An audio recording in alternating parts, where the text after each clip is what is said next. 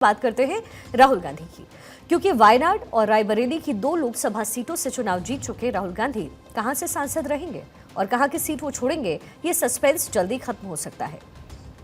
दरअसल ऐसा करना अब उनकी मजबूरी बन चुका है, क्योंकि अब मामला चॉइस से ज्यादा नियमों का हो चुका है। कैसे? राहुल गांधी ने केरल के वायनाड के साथ उत्तर प्रदेश की रायबरेली सीट से भी चुनाव लड़ा था।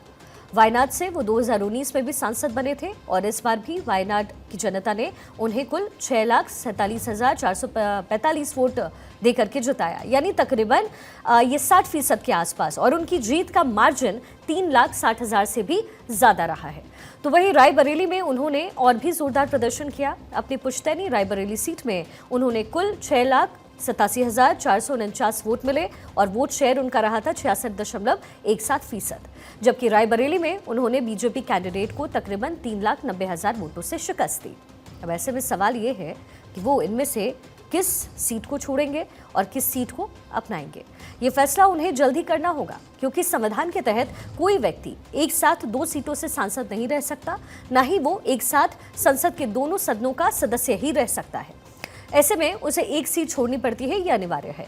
अब यही नहीं, जनप्रतिनिधित्व अधिनियम 1991 की धारा 68 के सब क्लॉज 1 के मुताबिक अगर कोई जनप्रतिनिधि 2 सीटों से चुनाव जीतता है तो नतीजे आने के 14 दिन के अंदर अंदर एक सीट छोड़नी होती है, और अगर वो ऐसा नहीं कर पाता तो दोनों सीटों से उसकी सदस्यता रद्द कर दी जाती है, यानी वो दोनों ही सीटों पर सांसद कभी नहीं रह सकता है।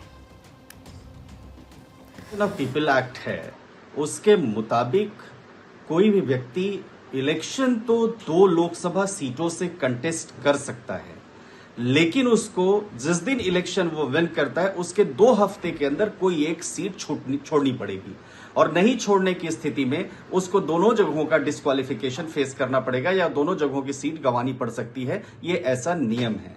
अब ऐसी परिस्थिति में कि जब अभी लोकसभा का कार्यकाल खत्म हो चुका है, तो राहुल गांधी जी अपनी जो रिसिग्नेशन है एक कोई सीट छोड़ने की, वो लोकसभा के जो स्पीकर हैं, क्योंकि वो जब तक स्पीकर रहेंगे जब तक कि नए स्पीकर का गठन नहीं हो जाता, नए स्पीकर बन नहीं जाते, उनको भेज सकते हैं, या वो इलेक्शन कमीशन को भी भेज सकते हैं, वो लोकसभा के सेक्रेटरी को भी अपना रिसिग्नेशन भेज। तो जाहिर है अब इस लिहाज से देखें तो 4 जून को नतीजे आए थे और आज है 17 जून, यानी कि नतीजों के 13 दिन तो वैसे ही बीत चुके हैं, और इस नियम के मुताबिक अब राहुल गांधी के पास फैसला लेने के लिए सिर्फ कल का दिन, मात्र 1 दिन बचा है। ऐसे में सूत्रों की माने तो राहुल गांधी ने वायनाड सीट छोड़ करके रायबरेली से सांसद बने रहने पर फैसला लिया है, और वो कल केरल की वायनाड सीट से इस्तीफा दे सकते हैं, ये कहा जा रहा है। राहुल गांधी ने पहले भी इशारों में ही सही इसके संकेत भी दिए थे।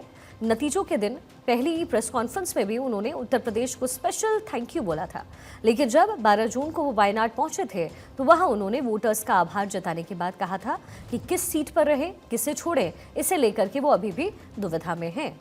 अब समझते हैं कि आखिर राहुल अपनी पुरानी वायनाड की जगह रायबरेली को तरजीह क्यों दे सकते हैं, ऐसा क्यों संभव है?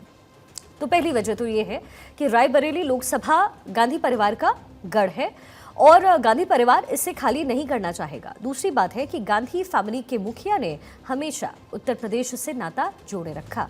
एक तरफ जहां राहुल गांधी के पिता राजीव गांधी अमेठी से चुनाव लड़ते रहे, तो वहीं उनकी मां सोनिया, दादी इंदिरा और दादा फिरोज गांधी रायबरेली से सांसद रहे, यानी परिवार की उत्तर प्रदेश में पकड़ बनी रही और अभी भी बनी रहे, इसलिए भी रायबरेली की सीट राहुल गांधी के लिए जरूरी है। इसके अलावा परिवार और पार्टी के सीनियर नेता भी यही चाहते हैं कि राहुल रायबरेली न छोड़ें, ताकि लोकसभा चुनाव में जो मोमेंटम बना है कांग्रेस के लिए वो भी आगे जाहिर है बरकरार रहे।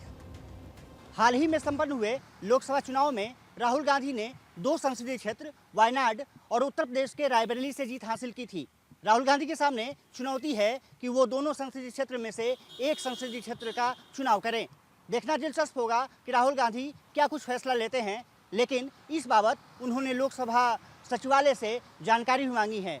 कहा जा रहा है कि संविधान विशेषज्ञ मानते हैं कि राहुल गांधी को ये फैसला जल्द से जल्द देना होगा। कल 12 बजे रात से पहले उनको लोकसभा सचिवालय को जानकारी देनी होगी।